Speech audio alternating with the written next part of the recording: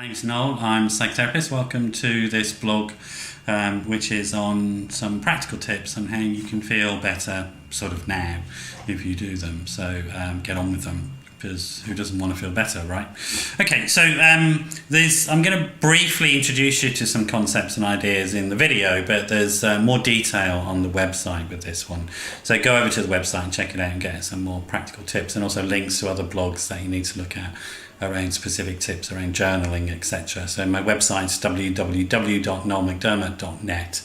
Head on over there should be a link underneath the video somewhere for the website, or on my YouTube channel if that's where you're watching it. And if you're watching this on the website, you're already there, so great. Three tips around not beating yourself up, learning how to let things go, and then taking action. And this is really about, you know, those stories about people who tell you their lives have transformed, they've gone through all the darkness and got into the light, and you think, well, how did you do it? I'm in the darkness.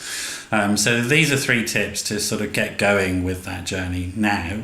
And I do mean now, so as soon as you've watched this, or as soon as you've read it, switch everything off and get on with it, right? Okay, so first thing is stop beating yourself up. You may have heard that a lot. But what does that mean in practice, though? You can't just sort of go, oh, stop beating myself up, stop beating myself up. You begin to beat yourself up about the fact that you haven't stopped beating yourself up, right? Okay. I guess what that looks like is rather than focusing on the things that you have not done, why don't you focus on the things that you have done? And it's not important whether things that you have done are huge or significant or earth-shattering. It's important that you have done them and you bring your focus to that. So don't look at the journey you have yet to travel. Look at the journey you have already started. Okay, first. Doesn't matter those things. If you did any act of self-care or anything positive during the day, journal them down and record them. What we turn our attention to becomes what we do, essentially. And we lose our motivation. We can quickly become overwhelmed. So I go mountaineering, for example, and they tell you never to look beyond your first step, the step that you're taking. Because if you start looking up the mountain, you just give up. So tip number 1, focus on what you have achieved, not what you haven't achieved. Tip number 2, let things go. It is impossible to sort of bring new stuff into your life if you're still holding on to everything that's old and that's weighing you down. And by that I mean things like relationships, I mean things like jobs, I mean things like attitudes, I mean things like behaviours, etc., etc. There's a whole bunch of stuff in there that I think you need to look at letting go. And the way you do that, a simple trick around doing that is right now, or when you've watched this video, take out a piece of paper and write a goodbye note to whatever it is that you are letting go of, or you are whatever person you're letting go, relationship or thing that you're letting go of. Don't get bogged down in detail on those things. Again, it's about bringing your attention to those things, making an intention about that, and then bringing that to your everyday focus, that I'm now letting go of this thing. A good thing to practice around difficult relationships is a thing called compassion around your meditation practice. So loving kindness meditation, for example, helps you emotionally let go of difficult relationships. It's an odd thing that when you step into loving kindness around somebody in your mind, you're less attached to them than if you step into sort of difficult and dark feelings about somebody. So there's another trick for you to practice in terms of letting go.